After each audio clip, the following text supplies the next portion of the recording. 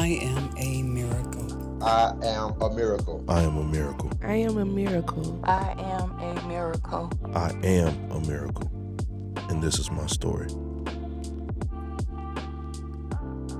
Good evening.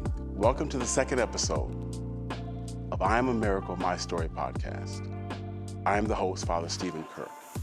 Through the lived experience of the guests we have this evening, I seek to understand and have us all better understand what it means to be better for having been broken.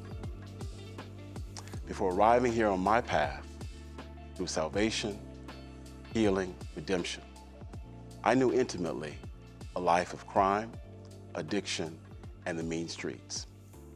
Now my goal is to unlock the miracles of greater mental, spiritual, and even physical health through stories and a mindset and an attitude of better for being broken.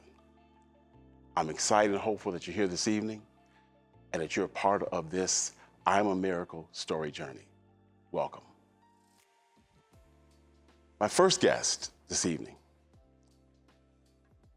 is Lyza Postell. Lyza, welcome. Thank you for having me. Thank you for being here.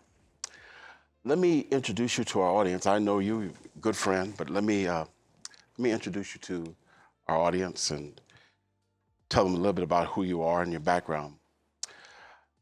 I'm welcoming Lyza Postell to the show this evening. Lyza, you served in the United States Air Force as an enlisted behavioral health specialist and conducted the mental health assessments necessary to clear fighter pilots.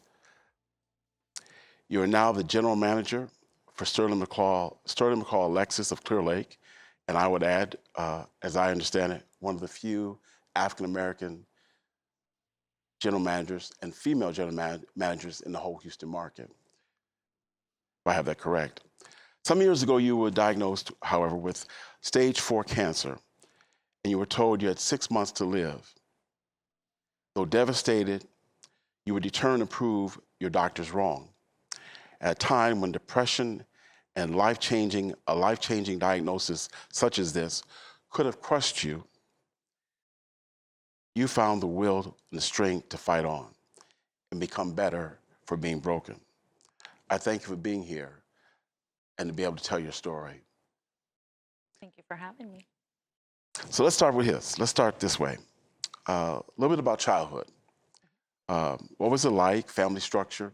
Well, just take a few minutes and hit that. I grew up in Panama City, Panama, Central America, that little string that connects North America to South America, where the United States still houses the Panama Canal. But I grew up in the slums, not in a ghetto, or I was not homeless by. I wasn't homeless by any means, but I lived in a slum in Panama City. But I never thought that was the case because we always had plenty to eat. It was my grandmother, my grandfather, my mother, my aunt, my uncle, and myself living in a 2-bedroom, 1-bath, very small home, but we had more than most. My grandmother worked she was a line supervisor for the Marlboro Company in Panama. They had a big factory in Panama. So she was one of my very first matriarchs. She was one of the very first women that I got to see doing the types of things that women typically didn't do or weren't allowed to do back then.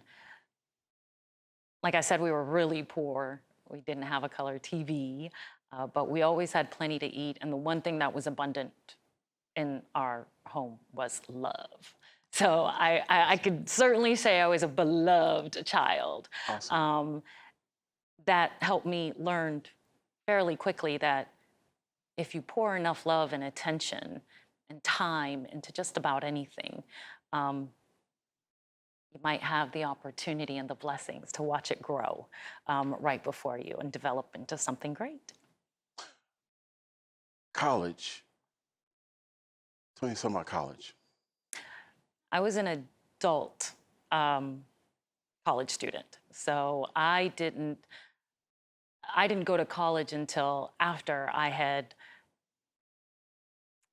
been out of the military.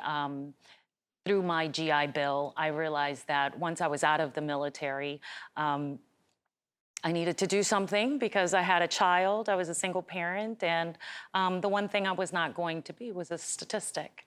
And I knew that my mother had taught me that you can outwork just about any problem. Whatever problem, whatever ailment, whatever issue you're suffering to, God has given you everything within you to fight it, beat it, and redefine yourself, no matter what it is that you're going through. So college came after the military. College was well after the military. Okay, all right. And, okay, marriage, married life, married kids, when did that happen? When did that? Just 15 years ago. Okay. So 15 years ago. Late college, late marriage. That was way after the Air Force, after college, and after I had started my career in the automotive industry. Actually, while I was in my career in the automotive industry, I taught this very rough around the edges Philly guy who started selling cars at our store. To be honest with you, I thought he was part of a work release program. But he was very cute, though. Okay. He was very cute. But I taught him how to sell cars. I was one of the business managers. We did very, very well together as far as selling vehicles. We were a good team. We made a lot of money together, and all of a sudden, after working together for about a year, he got a liking to me. And if he were any more pushy, I probably would have taken him to HR, but I didn't, and we ended up getting married shortly after that crush developed. Awesome, awesome. Let's go to the time in which, where in your life story, as you've shared thus far, did you receive this cancer diagnosis? So I just re-enlisted in the military. I had already served 4 years. My son he wasn't even a year old. And I started having a lot of tummy trouble. Sometimes vomiting to the point where I was vomiting blood. I was in sick call just about every other day. Started losing weight fairly quickly. At that point, that was where things started getting fairly low in my life because my bosses thought that I was malingering. We were preparing to mobilize and start setting things up in Iraq during that time. This was '99. So me having a new baby, my supervisor assumed that I was trying to either get out of deployment or get out of work, and that was one of the reasons that I was in sick call all the time. But the reason I was in sick call is because I had a tumor and a lesion, a squamous cell lesion growing in my esophagus. That was, it was a squamous cell cancerous lesion that had been growing in my esophagus, and sometimes when I would eat, acid reflux would cause that lesion to bleed into my stomach, and it would make me really, really sick to the point where I had pain and I'd start vomiting and eventually vomiting blood. But in the military, everything is hurry up and wait. So we had an incoming physician, an internal physician that was going to be coming to the base, and then I would be able to have this endoscopy that we had been waiting on. The military didn't necessarily want to send me off base to get this endoscopy because at 21, 22 years old, who thinks you've got esophageal cancer? That's not what physicians first think of when you're having issues like I was having issues. So the internist was supposed to be there in a few weeks, those few weeks turned into a few months, and 3 months later, I had lost about 18 pounds. And at that point, I was having a hard time even getting food down. That is when I had my endoscopy. And during that endoscopy is when they discovered that I had this lesion in my esophagus. I specifically remember having them calling my boss into the room. I remember that my boss had a mask on, and I remember the internist telling my boss, "I've never seen anything. Are you seeing this? This is almost all the way down her esophagus. I've never seen anything like this." And for a second, I thought I was under. But you heard. I was under twilight sedation, but I never forgot that. And when I woke up, I thought for a minute maybe it was a dream, but obviously when I came to and I saw my boss there and the doctor's team having that very serious and sobering conversation, I realized that it wasn't a dream or a nightmare. It was for real. When did you get the diagnosis? That was the. I didn't actually get the diagnosis until I went in for major surgery. So removal of my esophagus typically takes, a big surgery like that typically takes 2 incisions, one down the middle, one down the neck. Because I was so young, doctors decided to do it in 2 parts, and I've got a long incision down my back and then one down the middle to avoid that long incision on my neck that would, that would show. So when we went in for surgery, the samples that they took, the biopsies that they took of the lesion when they did the endoscopy, they did not come back as malignant. So obviously they needed to go in there and see just what was affected by this cancer. The surgery was supposed to be about 6 hours long. It was about 11 hours long. They ended up having to remove more than 4 inches of my esophagus, my lymph nodes, a portion of my right lung. They had quite a bit of cleanup work, but that was when it was clear to them that it was cancer and it had metastasized, and that I was going to have a pretty long road ahead of me. Maybe I missed it. The diagnosis that you found out in terms of your lifespan, what you were looking at, where does that fit into the surgery, and what is it? After the surgery is when they told me that what I had was cancer. Okay. I asked them to please make sure that my mother was sitting down when they told her. That was my biggest hurt right then and there, was that I can't believe I'm gonna put my mom through all this. She had done so well. I was off on my way to the military and on my own. I had a child and I was taking good care of. I had my own place and my own things, and what I felt was a future in the military.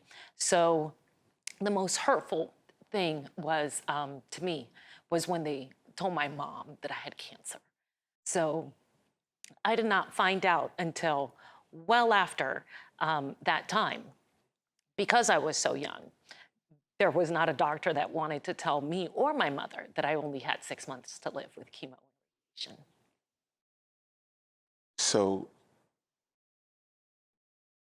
they were saying you had 6 months to live. At what point did you find out you had 6 months to live? After my surgery, my mother had stayed with me for quite some time to get me well enough and stable enough to where I could actually travel back home where she could take good care of me. The military had decided that they were going to medically retire me. There wasn't much that I could do in my state for the military at that point. So I did not find out that I had 6 months to live until about 3 months after I had recovered from that surgery and I was already flown back home. I was sitting at the VA, at the Veterans Administration, reading my file because there was nothing else to do in the waiting area. And when I read my file, that's when I found out that that I had 6 months to live.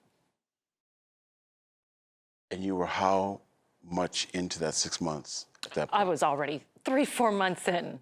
That meant that You had 2 months. I had 2 months. I had 2 months left. Wow. At that point, Wow. I'd have to say that's probably where the light bulb went off, and I realized that this was God's plan. Thank you. So we're 4 months in to 6 months to live. You've been through the surgery.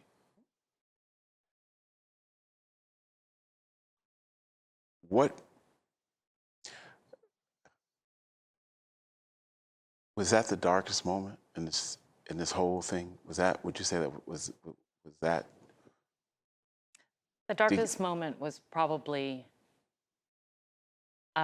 before that, but after I got my cancer diagnosis after my surgery, when I was finally released from the hospital, and I had been in the hospital for so long, I had lost so much weight and I was so pale, I had lost most of my hair, that my 1-year-old no longer recognized me. So he Your didn't know who 1-year-old I was. no longer recognized you? He didn't know who I was. He wasn't allowed in the ICU. I had so many tubes and things coming out of me for such a long time that I couldn't hold him. My mother would bring him to visit me, but it was so distressing to him that he couldn't sit on the bed, that I couldn't hold him, that after a while it just didn't make sense for her to bring him as often. So when I went back home, I just didn't know who I was.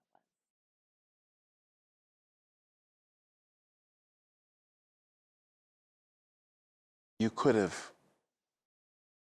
thrown in the towel, but you didn't. Or we wouldn't be here. Mm-hmm. What in you, who you are, gave you, 3 months, 4 months into 6 months, what was it about who Lyza is that didn't crush you? Kept that from crushing you? Please share that with us. It was my mom. It was my mother. It was my child. It was God. It was my mother reminding me that this was God trying to speak to me, that I needed to listen, that regardless of how much pain I was going through, that there was a purpose in all of this. And she didn't know what that purpose was, but she knew that it was greater than her and it was greater than me. But we needed to get past it. We needed to get past all of it in order to find out what it was. So she urged me, she begged me to start talking to God, request an audience with him. Ask him why, because he was the only one that was gonna have the answers. She was humble enough to let me know that she didn't have the answers, but she knew that there was something greater to come of all this.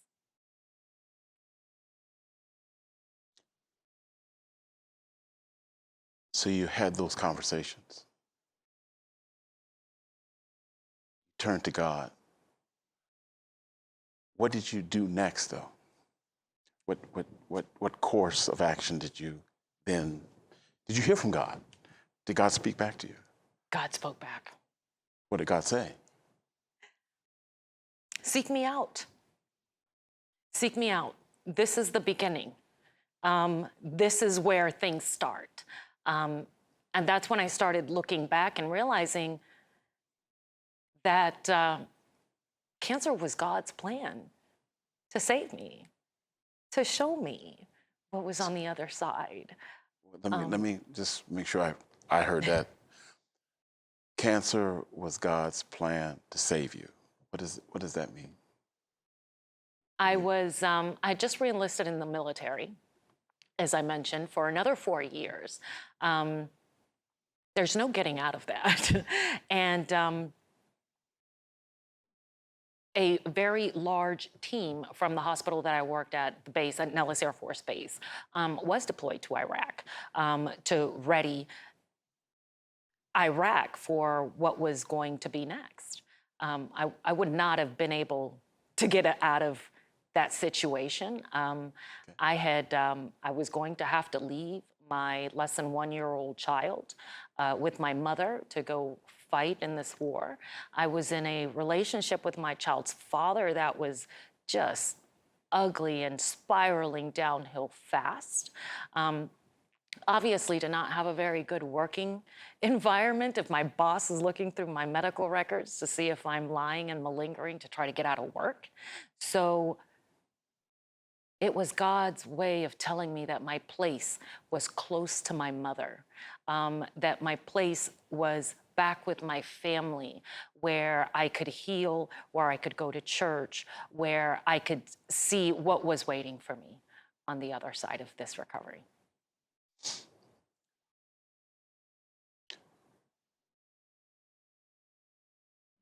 Better for being broken. That's why we're here. You embody that. How did you pick yourself up? You tell me more about it in terms of his plan for saving you. How did that unfold? Bring us forward from there. I asked God. I asked God to show me what his will was for me, and that as I fulfill that, to just show me where I am supposed to be going, where I'm supposed to be directed, because I'm very distracted. I get distracted easily. I ask God to keep me focused, and more importantly, I told him that I would follow his will, but all I wanted was to see my son graduate high school, and the rest has been history. He's continuously showing me the path. I certainly didn't think that I'd be selling cars my whole life, but here I am. It's brought me here. You're an awesome person, Lyza. How is it that you, through all that, and you're a star in what you do in terms of car business, how do you bring from that experience to be a blessing to help others?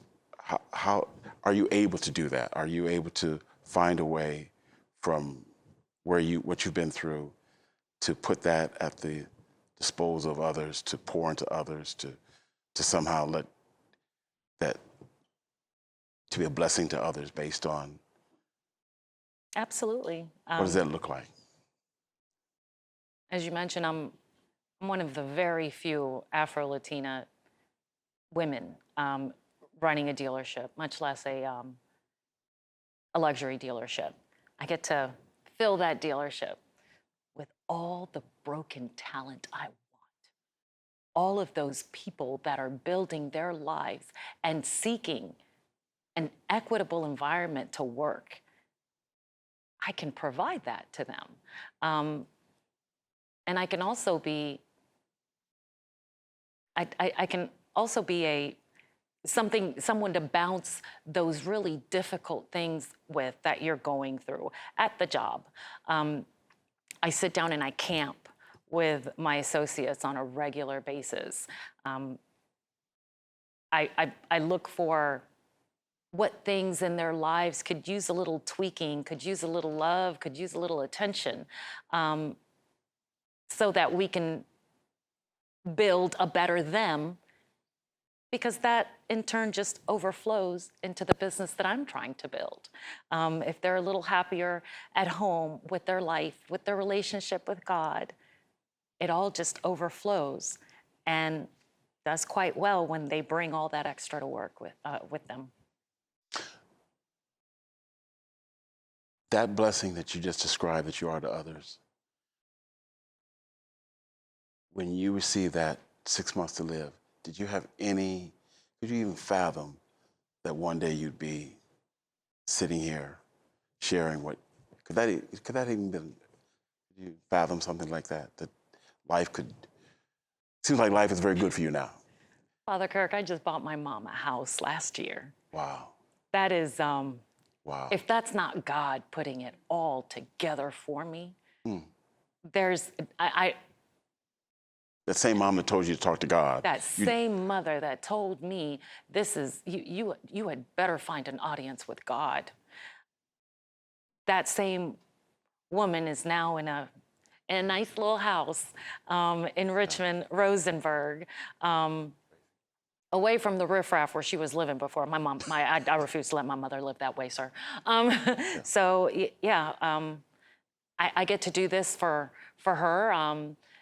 I still have a wonderful relationship with my now 26-year-old son, who's out there making music and loving his mom every opportunity that he gets. I'd never have an opportunity to see any of that.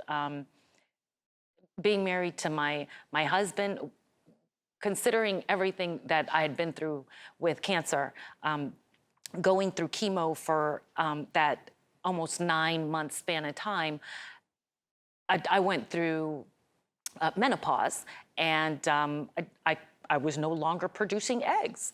So when I went into remission, I asked my doctor if I'd be able to have children, and the answer was like, maybe not. Would that be the worst thing to come out of this? And I said, absolutely not. So when I met my husband and his exes and the bonus babies, you would think that that would be a bad thing, but what I saw in it was that big family. Here's my big family that I've always wanted, and I don't even need to have them. They're already here. So I got a bunch of bonus extra babies that went along with marrying my husband, and man, it's been a really fun ride. Well, Lyza, you, as I said, you embody, I had to share your story with me. You embody better for being broken. And I'm deeply appreciative of your being here today and this evening and sharing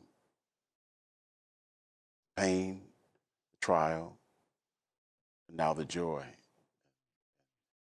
And even pointing back to that mother who told you it was going to be all right. So I thank you for being a part of the podcast, and just you're a blessing. I just encourage you to keep being a blessing and keep being Lyza. The story is yet to be completed. God bless you. I thank you for being here. Thank you. Thank you.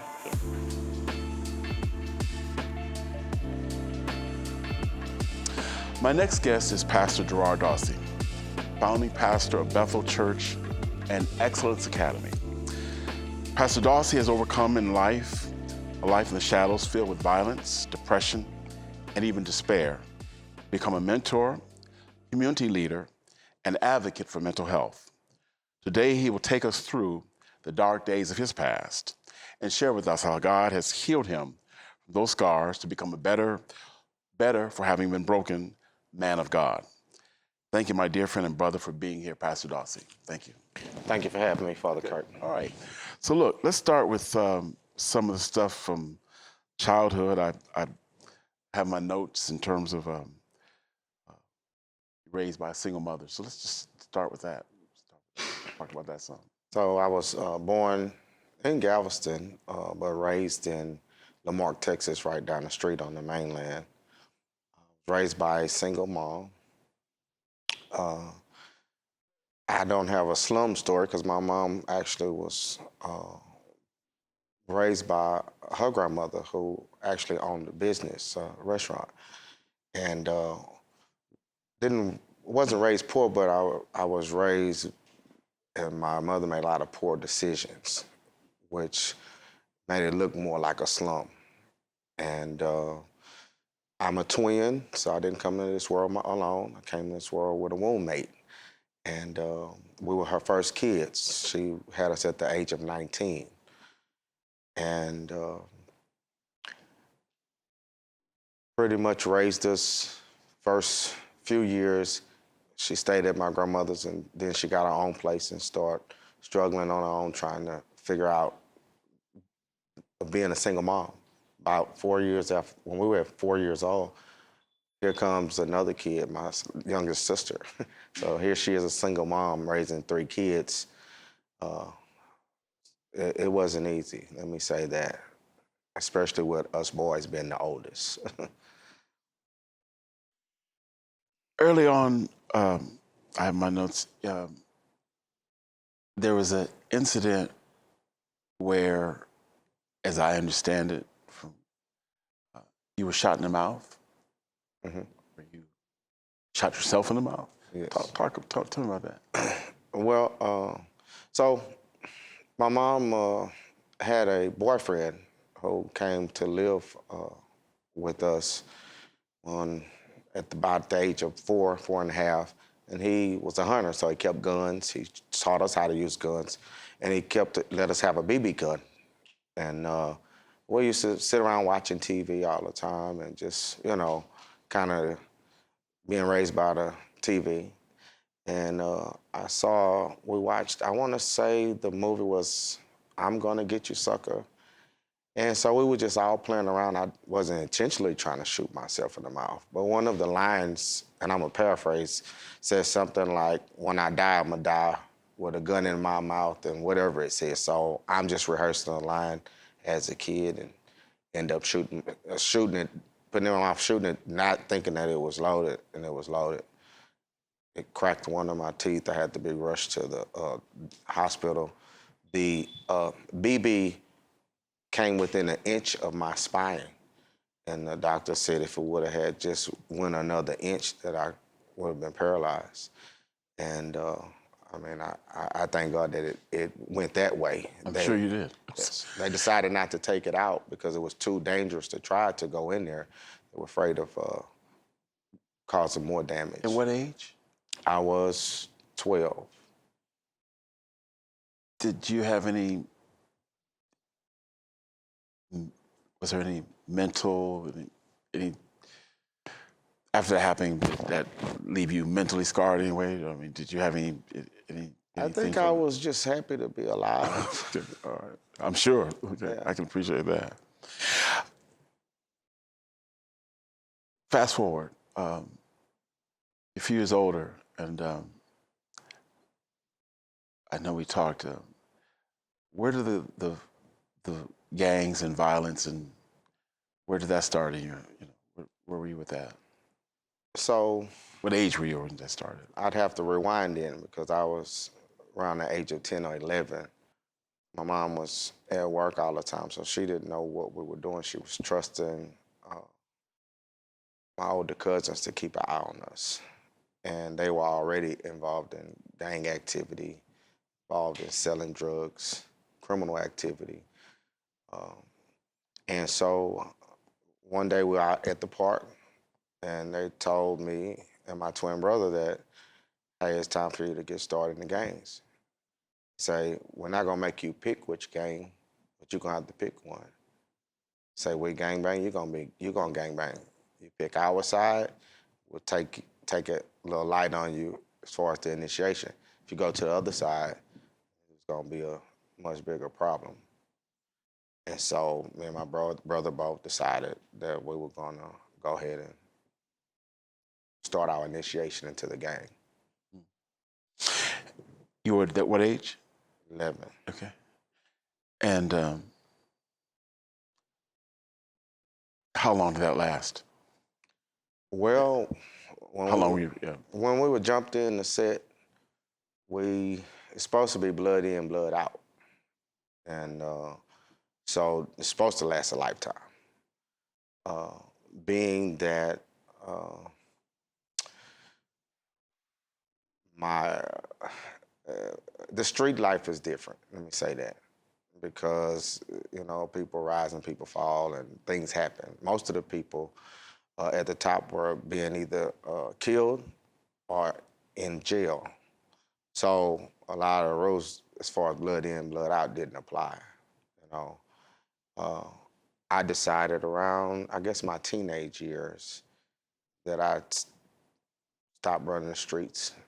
My auntie came, picked me up, and started bringing me to church.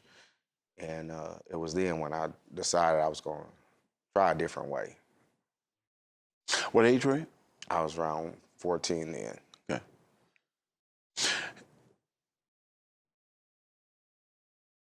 19. What happened at 19?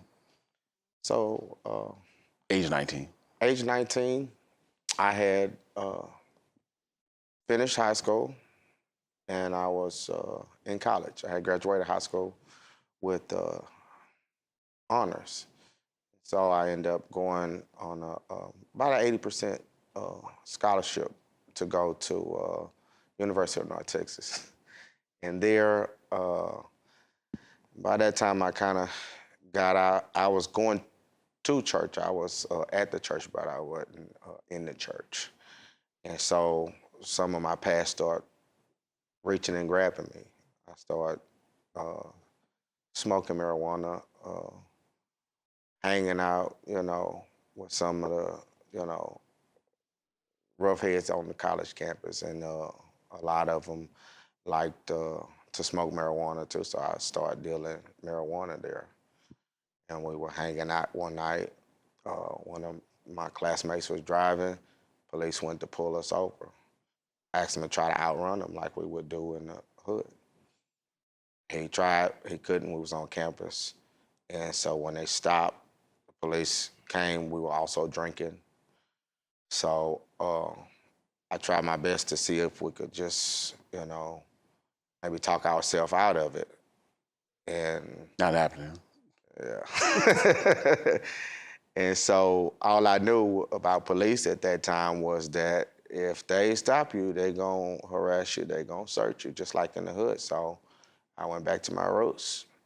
I, got out the car and I took off. And I was, 19. That was pretty fast. I wasn't on the track team, but I was pretty fast. And so I ended up running through campus, finding a dorm room where I had some friends. Haired up, went in there, and hid out. Police was looking for me. And after a few hours, it died down. I got up, and then I went back out. Police, I'm assuming you're getting to the arrest and the charge, or no? Yeah, please go ahead. Yeah. Yes, go ahead. Yeah. Explain that, share that. Yeah, and so I didn't know the guys too well. And the police kept coming around and asking who I was. Eventually, they was coming around every place I was hanging. I decided to turn myself in. And they charged me with evading arrest. Evading arrest. So you're 19. This is your first case, as we say, case you caught, yeah, right? You had mentioned about the church. Are you being on the fence, I guess, about church? Or at this point, have you received a call to ministry? Do you feel where are you with the church and ministry and? So when my auntie started taking me to church at 14, I was having dreams of preaching and dreams of me speaking to God's people and out on the street speaking to people about God's word.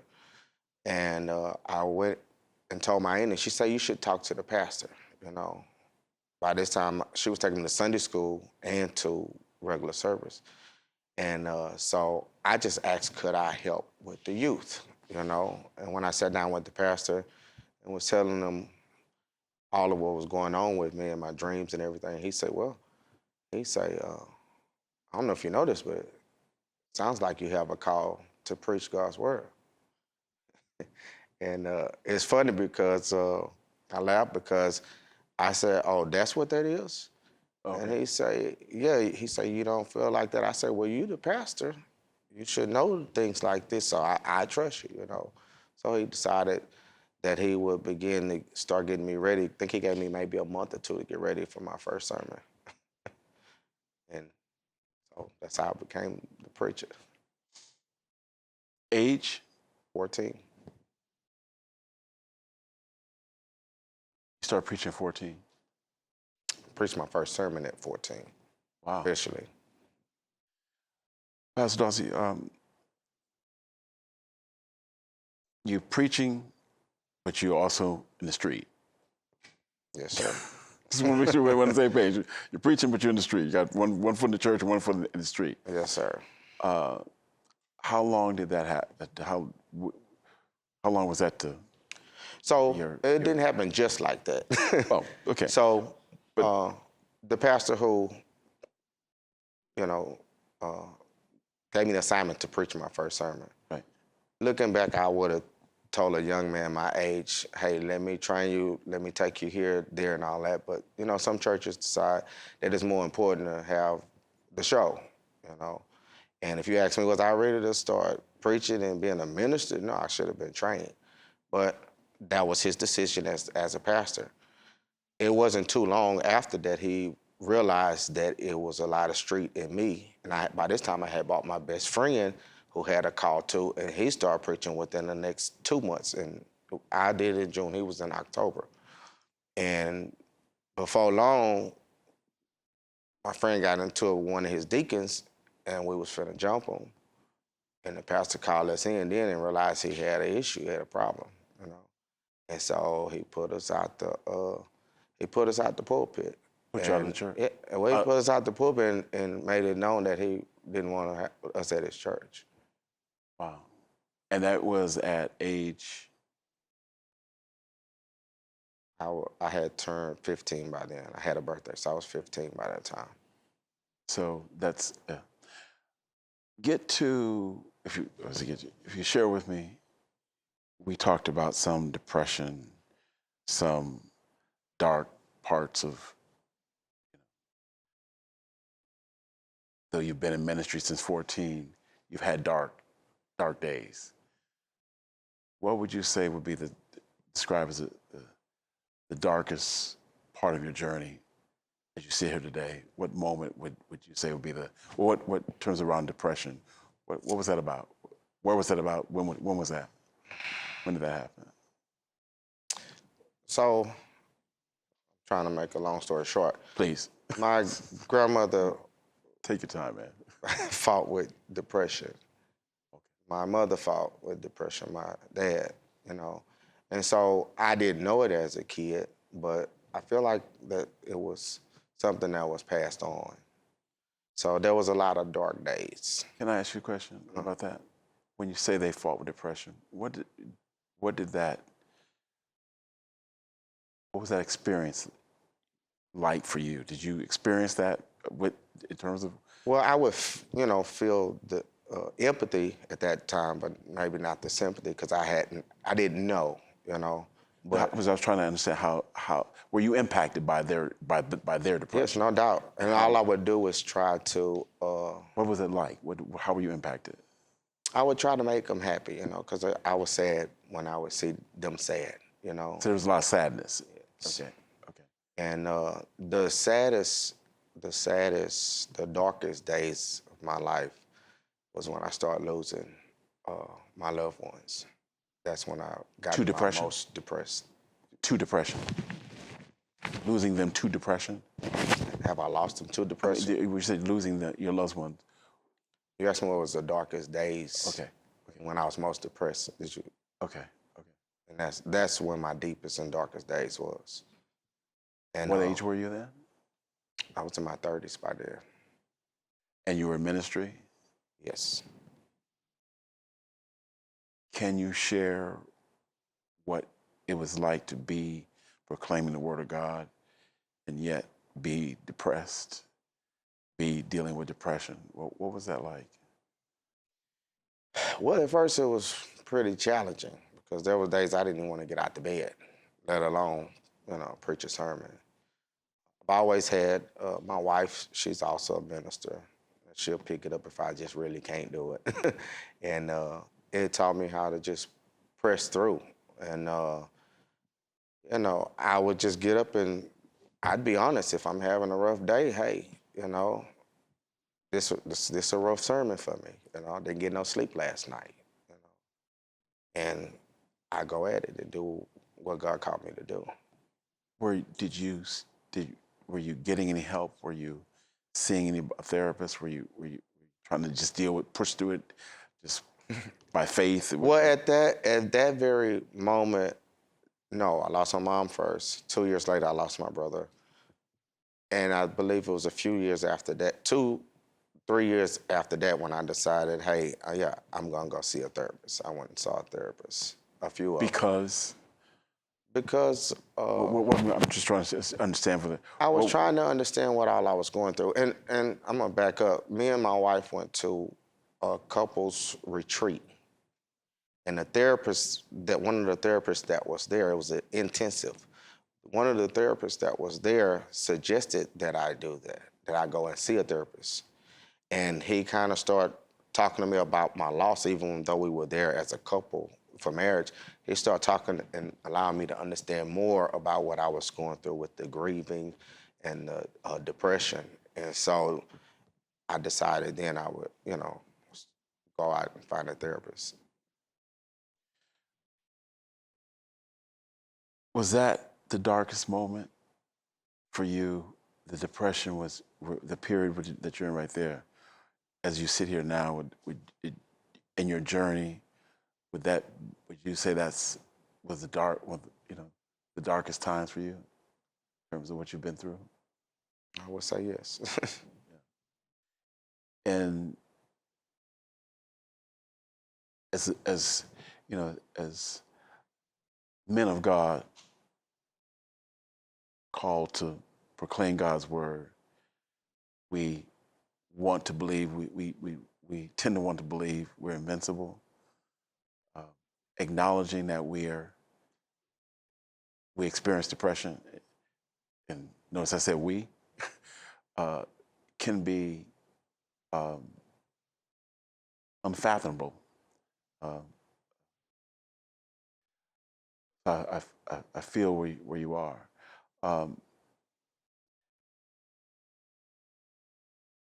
How'd you move forward and come forward in terms of how are you? Let me put it this way in terms of podcasts. And thank you for sharing, being kind of that. You're on the other side of it now. How are you better? That was a dark time. That was depression. You got through it. How are you better? Sir. Well, I'm better for being broken on the other side of it. I can travel all the way back from being raised by a single mom. I made a vow to the Lord that when I have kids, I was going to be married. I was going to be in my kids' life. They wouldn't have to worry about where daddy at when they're playing sports or when they have a choir recital. And I've been there. I have 4 kids now. And I'm there. And I'm present, at whatever they got going on in the house, helping with homework, everything. I say I'm better because I never want my kids to feel the absence of their dad, my dad was in the same city that I was raised in my whole life and wasn't there. And as far as the church is concerned, I know what it's like to be troubled in the church. I know what it's like to be trying to figure it out, And so I try to put myself in these people's shoes, I mean, I can talk to people about depression, you know. I don't have just scriptures for them. I can talk about grief, you know. I can talk about and understand it from an experience rather than just a head assent to it. Yeah. So I'm definitely better. I'm better. You're better, and your ministry is better because you've been through. You feel like your ministry is better because you went through that. Yes, sir. So you know you're not blowing smoke at people. You can come with real. So this is the dark parts of your story, making that available in a real sense, a real way to people. You feel that's the better for being broken part of your journey. Yes, sir. Yeah, and you know, what in terms of the kid, your own children,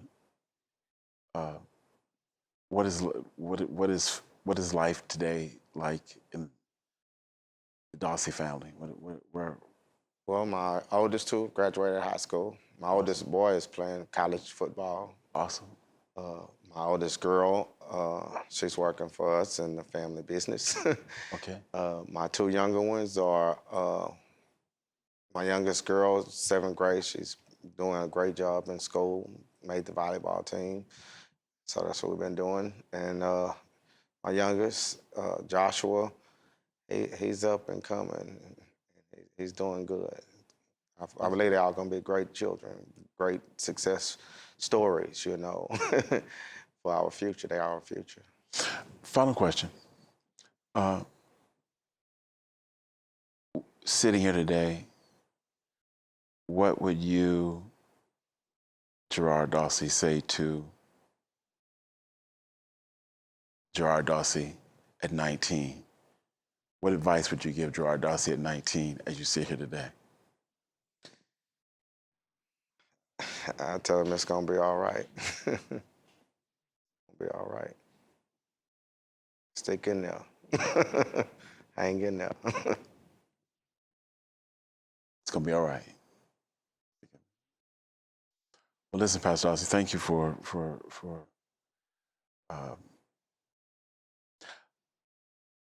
your kindred spirit. I feel a real brotherly connection to you, and I know the struggle. Dealt with my own days of depression. And, so I thank you for being able to come and get real and share that and how you push through it and be authentic about that. Not enough of that in ministry, if you ask me. So I'm very, very appreciative as a brother, fellow clergy person. We share that bond. Sir. And I thank you for being part of this podcast, and I believe you are a miracle. A lot of miracles out here. So thanks for being on the show. Thanks for having me. Come on. Thanks for coming back.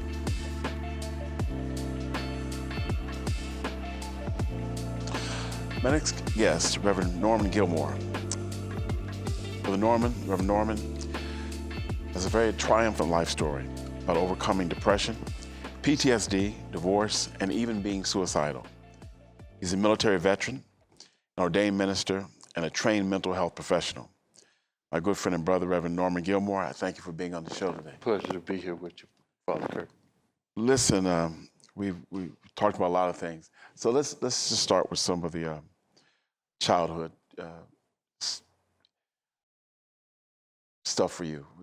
Tell me a little bit about the childhood structure, what family background a little bit. I came from a military family. My father was in the Navy. They were all born and raised here in Texas, in Galveston, but after my mother and he got married, they were stationed in Long Beach, California, where he was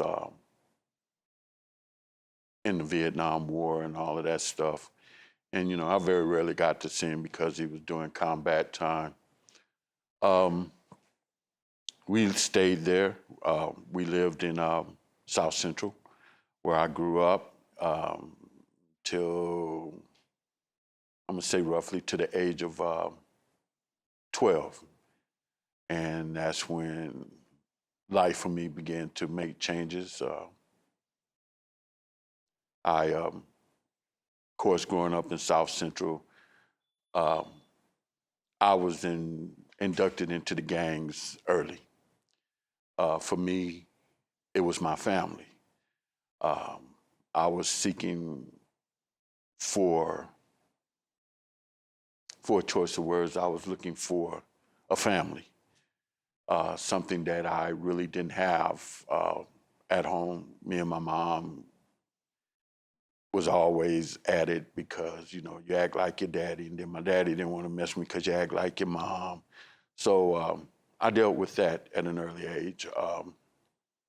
I felt like the outcast. So the gang life was easier, my best friend stayed across the street from me. He was a gang leader. So, he took me in. He was like my big brother. And as I advanced in my first day of junior high, I was shot on the first day of school. I was shot. Where? In the leg. Okay. I had to go back to school the next day, gunshot wound and all. I didn't know at the time I was getting reinitiated. I got jumped on every day by at least 20, 30 people. And at that time, I was a little short, scrawny little kid. So it toughened me, it made me, it started the cycle of my,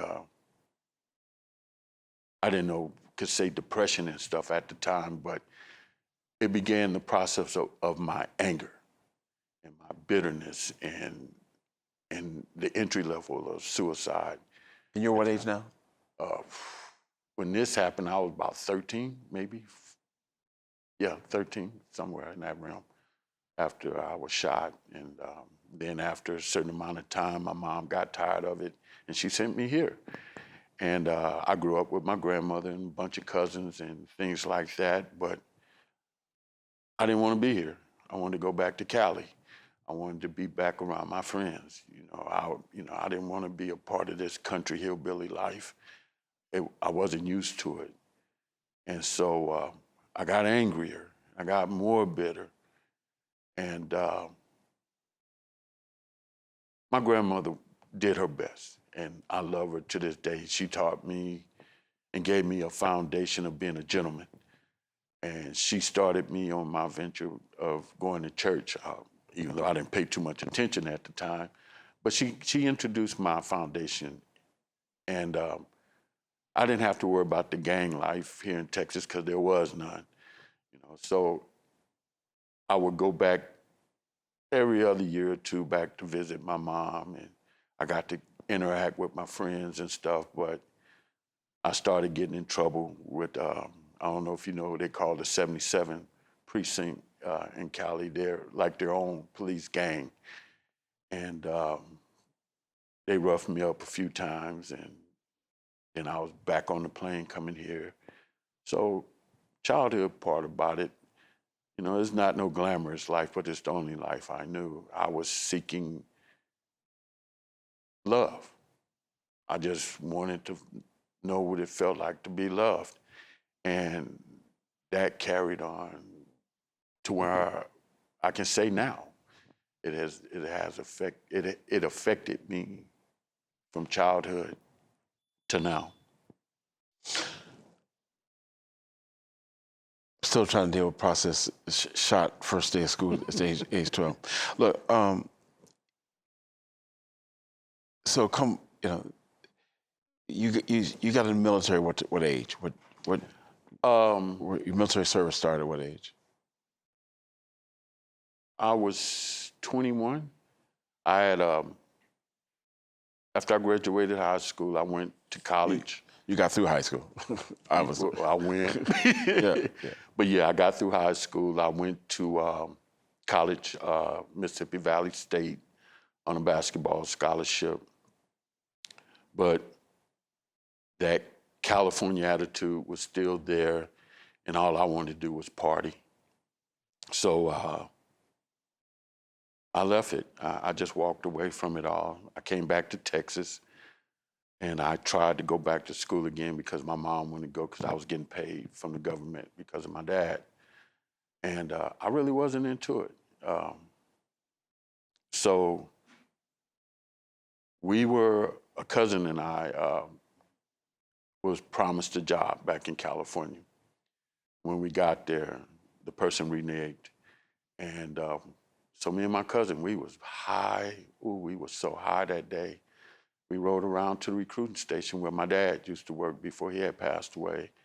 And we didn't even know we had enlisted in the military because we were so high. And LAPD had to come and get us and escort us to the airport to be sent out to Fort Jackson, South Carolina. And that was the beginning of the military. When you were in the military, you got in the military, you got away from the gang stuff? I mean, that just kind of fell by the wayside when you got in the military? Yes. So you could put that in the past, but what about the depression? Did that follow you into the military? I didn't even know I was depressed, to be honest with you,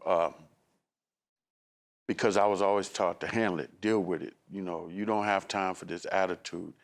I didn't really understand the meaning of being depressed or feeling the way that I was feeling at the time. The military helped me to be an escape because everything I did and everything I volunteered for was something that could cause me bodily harm, or it could help me to commit suicide and get away from it all. But I would always volunteer for missions that really I wasn't qualified to do, but I would, you know, as a young private PFC at the time, you know, I was out there. And the more I learned, the more equipped my mind became for survival. I was in a different type of survival mode at that time because I was guarding my emotions and everything from the world. I didn't know how to care about anything. I didn't care about anything. And my first wife I married when I went into the military, and great first wife. I mean, my first wife was the ideal wife, but I didn't know how to love her. I didn't know how to treat her like a wife because I was never taught. I didn't have any examples of. So basically, I just sabotaged that marriage. You know, I just couldn't stay from running the streets and chasing women, and because that's all I saw. You know, when you see your parents doing certain things and you grow up and you think that's the norm. So I did what they did, and it caused me to hurt people that I cared about. I can't say I loved because, like I said, I didn't know how to love. It said hurt people, hurt people. So in terms of what you're saying there, I'm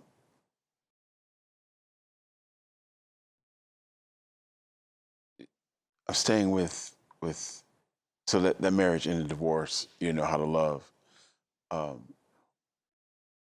When did you begin to, or during that time period, in terms of diagnosis with PTSD, depression, when did, quote unquote, suicidal kind of thoughts, or like, when did that start? The suicidal thoughts? When did that, is this a period where that stuff began to weigh upon you?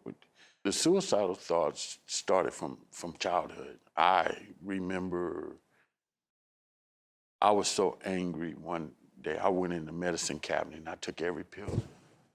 At what age? Oh, on that attempt, I might have been 10, give or take. I just, you know, as a kid, I was just like, you know, what's the use, you know, because I was abused and treated like crap. you know. Physically abused, sexually Yeah. abused? No, not sexually, physically. You know, growing up in them days, the worst thing you could do is tell an adult they're a lie. So it was a shame that as I got older, I realized grown-ups lied on me to watch me get a whooping, you know. And back then, you know, it didn't matter what you got whooped with. You know, you got it. You just toughened up, and you know, to the point to where as my mom could whoop me, and I never cried. I just sat there and let her hit me, and she was like, "You ain't gonna cry?" You know, what difference is it gonna make? It's not gonna stop you from doing it. Because if I cried, the first thing come out your mouth is, "Shut up." Okay, what you want me to do? Make up your mind. So, and then I remember going, I don't know if I was the same age or what. We went to visit a friend of hers, and there was an apartment complex that had a pool. I couldn't swim a lick. I took out running and jumped in that pool. And I sat at the bottom of that pool and watched people. And the man jumped in and pulled me out. You were trying to take your life? Back then, And what age were you? I don't know. I could have still been 10 or 11, give or take. Suicide for me was a thing that I just couldn't pull it off. You know, I didn't know that God had a calling on my life at the time. All I knew, I was tired. I was tired. You were tired at age 10. Yeah, I was tired. I was tired. I was through. I didn't, you know, when you realize or you feel as a kid that you're not loved and wanted by your parents, then what? You know, what's the use? You know, why am I still here? You know, and if there was a God, why are you allowing me to go through all this torment? And then until I got older, then I realized, you know, it took years for me to find out why. And my last suicide attempt, no, I tried it in the military many times.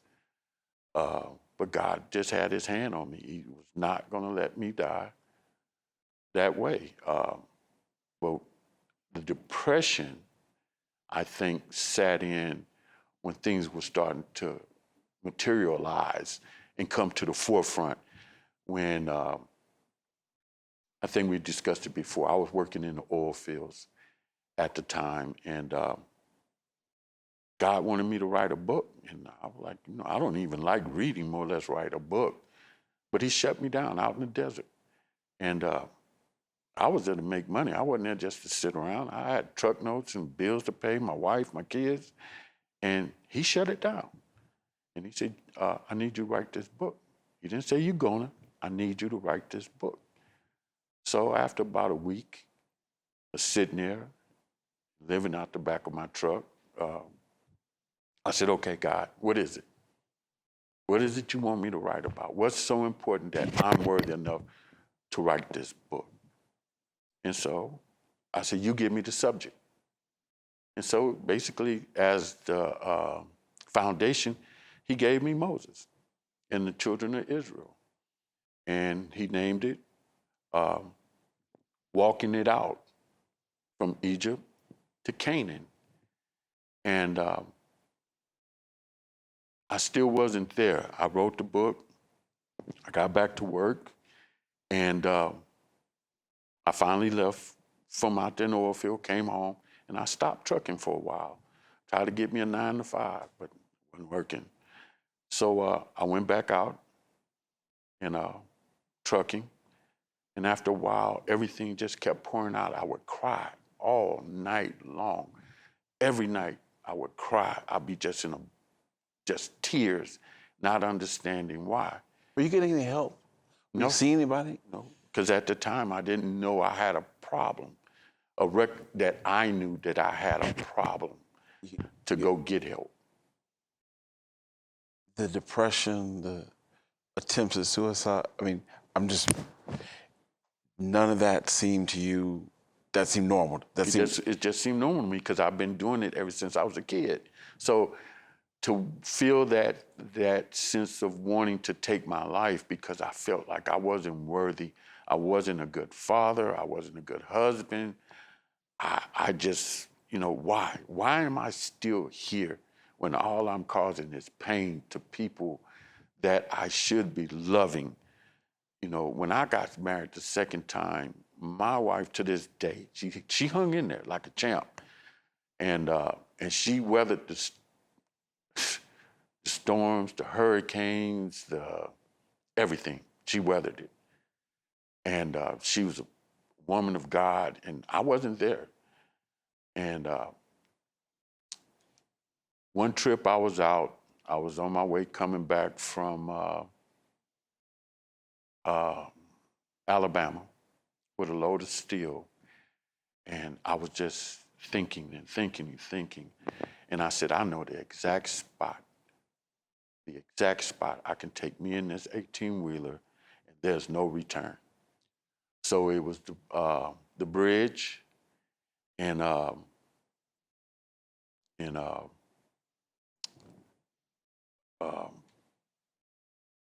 Beaumont, dang, I All can't. right. But in Mississippi, Louisiana. So when I got there, I was like, all right, I'm ready. I made peace with it. I'm good. Ready to commit suicide? Yeah, I knew the spot. Like I said, I maneuvered that 18-wheeler to the exact spot I knew I had to be in. And as soon as I was getting ready to go off, a car came and cut me off and brought me back to reality. And I missed my spot. So when I got down off the bottom of the bridge, I pulled over and I said, I'm done. I said, I don't know what it is, but I can't even commit suicide. What is it? So I came home, I parked that 18-wheeler, and I never got back in another one.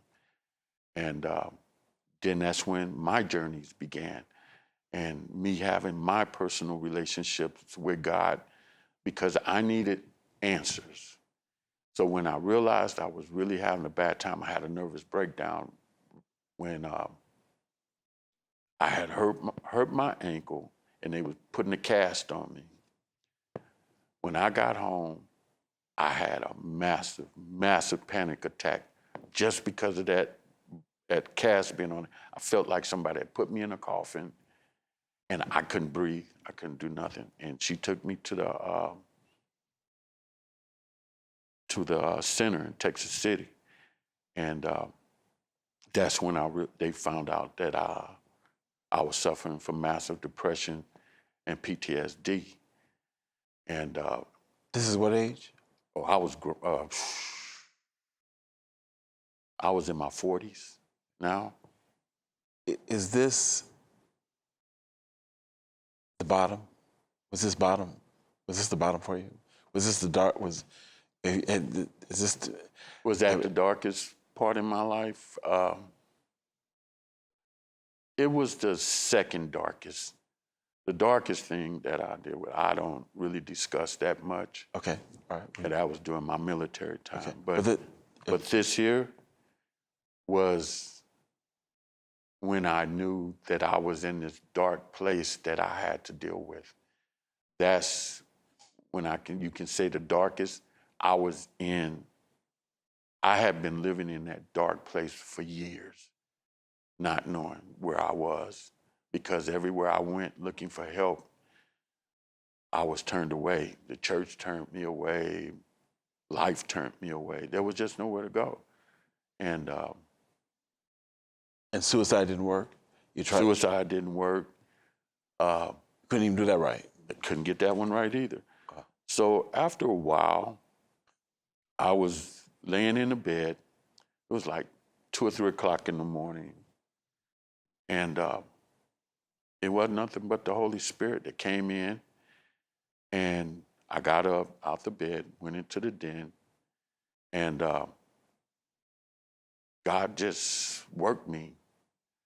And I got, I don't know what it was. As big as I am and as tough as I was being whipped. And I just, another boohoo moment, that I was being cleansed with all of those tears and heartache and pain. And then God said, it's time. It's time for what? To open up that Pandora's box. It's time for you to face everything. And that's when the book came into play, that every journey that I went on was a Egypt to Canaan, the bondage, and then the freedom. So I kept repeating the journeys over and over until I got to a point to whereas it was all good. I went to the therapist and all stuff, but I had a 27-year-old therapist trying to tell a 50-some-year-old man what's wrong with him. You don't know what's wrong with me. VA, like the first guest, they will rather see you crazy than to help you. So I got a chance to go to school. And so I decided to take psychology. I wanted to learn about me. That was the darkest. You finally throw up your hands and acknowledge you need help. Come forward. That's the darkest. How, in terms of where we are, what's better like? What's the better? I can't.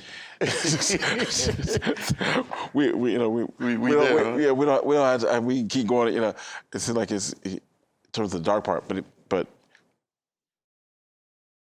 how do you come forward and use this?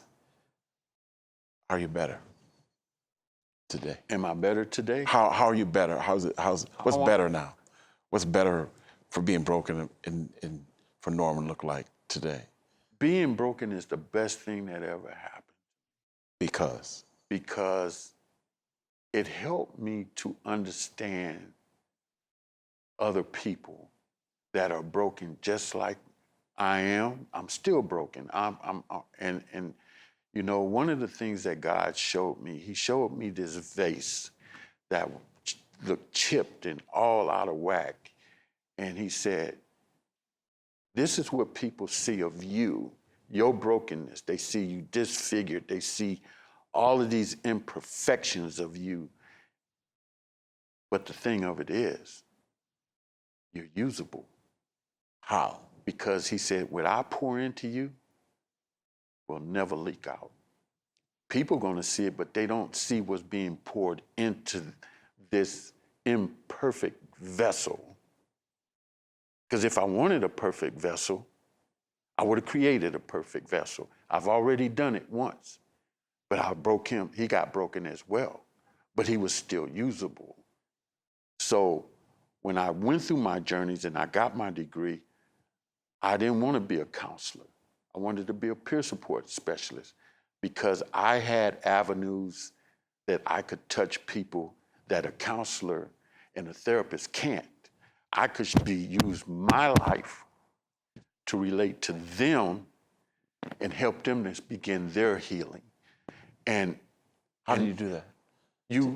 It's say like, okay, you mentioned that you didn't fall from heaven, you crawled up from hell, okay? I didn't crawl up from hell. There was no crawling out of that hellhole I was in. I was too deep in. I was down there. The only way I got out of that is that I kept hearing this noise in the background going, shh. So, that's messing with my head. And I'm thinking, now I'm going even crazier because that's all I'm hearing in this dark place is shh. So, I kind of chilled out and I was like, it went different. It went shh, shh, like telling me, quiet. And the voice came and said, it's not the imps that are screaming and drowning you out. It's you. You're screaming so loud for wanting this, and this. You can't hear me telling you, just raise your hand up. Raise your hand up and you'll feel me. I will grab you and I will pull you up out of that dark place. And I was scared because I'm down in the fetal position. I'm just terrified. And so finally I reached up and I felt, and just for saying it, I felt the hand of God grab me and started to pull me up.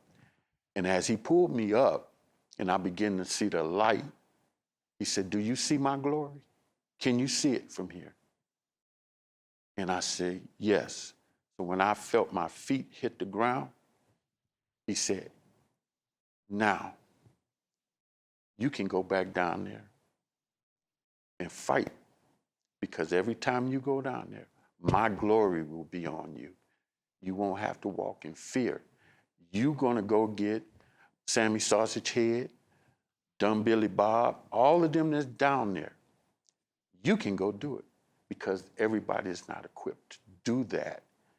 And I mentioned that to a couple of pastors and stuff. I said, "Are you willing to go back into that dark place that you hide from because you're afraid to show your trueness, because you're the pastor or you're the apostle? Will you put that title down and go down there and go get Sammy Sausage Head?" So you're better for being broken. Absolutely. Is about your ability, gifting, anointing to go back into hell and get all day long. I will go back and forth up in there all day if God tells me to go get somebody. And that's where my ministry is now, to work with the broken, to let them know that there is hope. Even though you're in that dark place, all you got to do is listen and hear the voice. And he's going to send you somebody to help pull you out that's not afraid. You're not afraid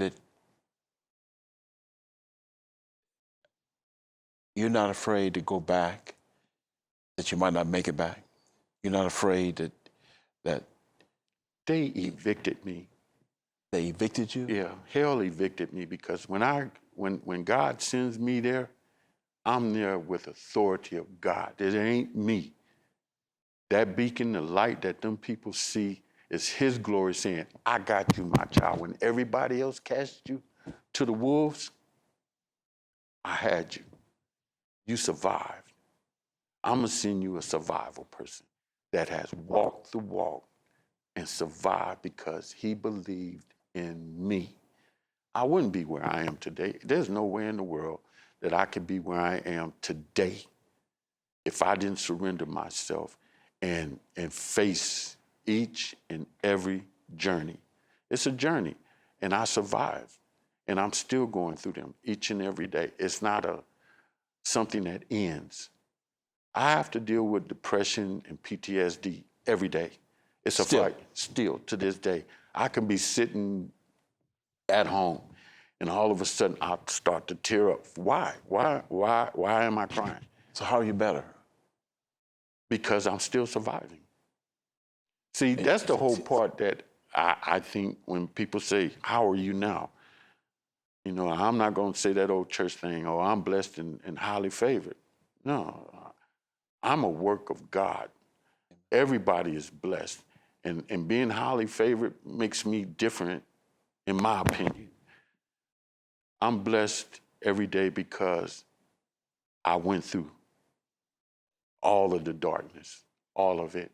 It taught me and it humbled me that there are especially men that are going through this, and they know and feel that there's nobody there that understands, is willing to stand and fight for me, that will not drop them and shatter them. There are many, many avenues to where I've been and where I'm still headed. I'm not afraid of the PTSD, the depression. I am not worried about suicide because I know it ain't gonna work. It's just a waste of time. God has proven that, and he's shown me. It's like you said with you when you went through your situation, and you could have been shot up and everything, but you knew you had a purpose after all of that. Yeah. And after going through it all, you like, hey, it is what it is. I'm the type of person that I'm not the holy man of God that, I'm not stuck on titles, even though I'm a reverend or as my pastor called me, a doctor. I'm Norman, or as most people call me, I'm Pop G. That's who I am. I'm just a man. I'm not a title. I don't ever want to be a title. I'm not going to walk up to you just because I have a doctorate degree. Oh, my name is Dr. So-and-so. No, I'm Pop. I'm a man that's been walking this walk for 60 plus years, fighting for the underdog. And I'm not going to give up that battle. And, you know, we've discussed it. I'm not afraid to die. I'm not afraid to fight. I'm not afraid. My spiritual, you're a modern day Peter. I'll slice you and dice you going and coming and tell God, well, you know, hey, he got in the way. You need to pick that ear up and put it back on him. I don't care. You know, if it's about kingdom, I'm going after the one. You know, 99 at the house. But I'm going down to go get Sammy Sausage Head, because Sammy Sausage Head want to come home and graze in the pasture too. So where everybody else is going to turn their back, if I get a chance and God sends them to me, like it was when I worked at the mental health place, I'm there. You know, I think I mentioned when I was there and I got dismissed and then I realized I had cancer. I felt bad because I told them I would be here for you. And I wasn't. Norman, my brother, I've never met anybody like you. And I mean that in the most highest praise. And you're an awesome brother. Thank you for being who you are and letting God use you the way he uses you. And I have much mad respect and love for you. You're great. Best is still yet to come. This is about unlocking miracles and miracle stories, and better for having been broken. And my brother, you embody all of it. So I thank you. I appreciate it. Thank you. Pleasure. Thank you for inviting me. Thank you for being back again. Thank you. All right. Thank you. I want to thank all our guests today for sharing and being part of the I Am a Miracle, My Story podcast, and for sharing their stories of better for having been broken. A goal of the podcast is to provide inspiration, particularly to people in dark spots in their lives. Hopefully somebody's going through something, a dark moment. Hope that the podcast will provide the inspiration to help you take control of your life and take control of your story. If you like what we're doing in the podcast, we hope that you'll share with others and like and subscribe about the podcast. Also have interesting materials about my own story about overcoming. You can find that content, Tales from the Wreckage, the beginning. You can find that at movingtheworld.us or rectamerica.com.